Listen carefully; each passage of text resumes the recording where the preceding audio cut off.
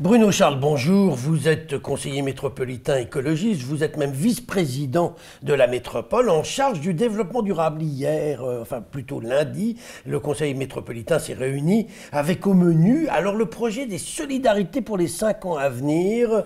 L'enjeu est de taille, il s'agit en effet d'accompagner les publics les plus fragiles. On parle des personnes âgées, des handicapés. Je voudrais savoir qu'est-ce qui va changer pratiquement dans les années qui viennent pour ces publics concernés. Déjà, il faut dire que c'est les compétences qui étaient auparavant les compétences sociales du département qui ont été réappropriées par la métropole. Au moment où la métropole a effectivement suppléé le département et pris toutes ses compétences sur son territoire. Et que l'enjeu c'était fait de faire correspondre effectivement les politiques de développement urbain, pour faire court, les politiques économiques et les politiques sociales. Et aujourd'hui, au bout de 2 ans, la métropole s'est donnée, c'est un domaine complexe, hein, c'est un domaine entre les politiques de personnes âgées, effectivement, dans une société qui est plutôt en train de vieillir, entre les politiques des mineurs isolés, entre les politiques des handicapés. Il faut bien se donner une doctrine, que tout le monde s'approprie ces politiques pour pouvoir à la fois avoir une efficacité, parce que malheureusement dans notre société la misère augmente et les budgets diminuent.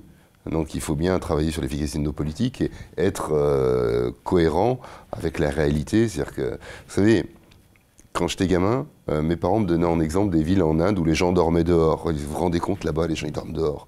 Aujourd'hui, vous allez dans la rue à Lyon, vous avez un nombre de personnes qui dorment dehors en hiver. Je trouve ça, c'est scandaleux. C'est une régression sociale énorme. Alors, on ne va pas résoudre tous les problèmes du monde, hein. Il y a des choses qui ne dépendent pas de la métropole, mais la moindre des choses, c'est qu'on prenne en charge ces politiques, qu'on essaye d'être efficace, qu'on essaye d'être auprès des plus pauvres. L'objectif, en fait, ce que vous êtes en train de me dire, c'est que demain, vous voudrez qu'il n'y ait plus personne qui dorme dehors. Ah, ça sera un objectif, oui. Oui, ce sera un objectif. Vous allez le réaliser quand? Est-ce que dans 3 ans, on peut dire qu'il n'y aura plus personne? Quand les écologistes seront au pouvoir, complètement. Ah bah c'est vrai qu'on ne pourra plus circuler, puisque vous ne voulez pas de voiture, vous ne voulez pas de train, vous ne voulez pas de tunnel, vous ne voulez rien. Ah si, on veut vivre bien.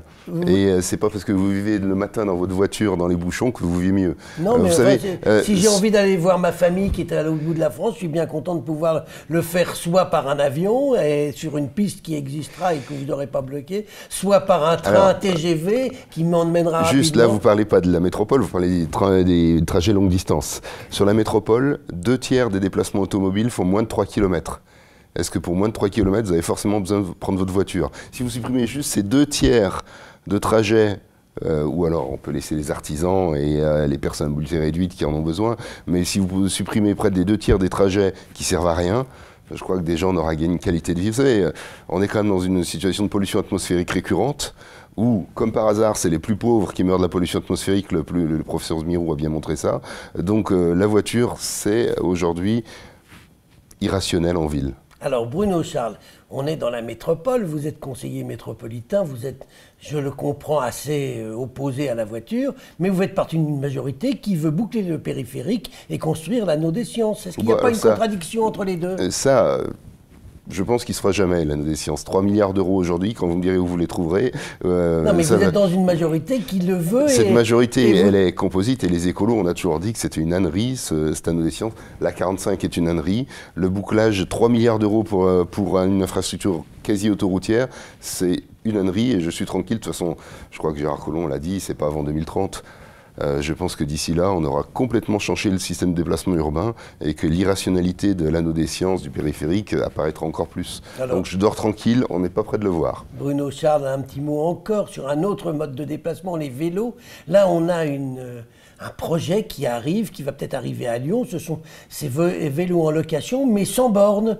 Et votre collègue, aussi écologiste, Pierre Hémon, a écrit au maire en leur disant quasiment faut interdire tout ça sur votre territoire. Alors déjà, quand vous allez les matins sur les quais du Rhône ou sur cours Albert Thomas, vous vous rendez compte que le vélo, c'est en train de monter. Simplement, c'est devenu un mode de déplacement malin en ville. Le changement, il se fait par en bas. Il se fait par la pratique quotidienne. Et il y a de nombreux couples de jeunes actifs aujourd'hui qui n'ont plus de voiture et qui prennent leur vélo. Et ça, c'est une révolution qui se fait, mais par en bas. Alors aujourd'hui, on a les Véloves. Sur les offres de vélos en location qu'on laisse quelque part, déjà, la dégradation sur les Véloves est importante.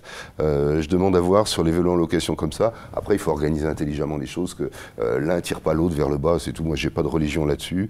Il ne faut pas qu'une offre phagocyte l'autre, et il faut que le vélo soit accessible à tout le monde, quelle que soit l'offre. Eh bien ça, je pense que tout le monde sera d'accord avec vous, qu'on puisse circuler le mieux possible en ville, que ce soit en voiture, en vélo, à pied. Et qu'on puisse respirer. et qu'on puisse respirer. D'accord. Bruno Charles, je vous remercie. Merci.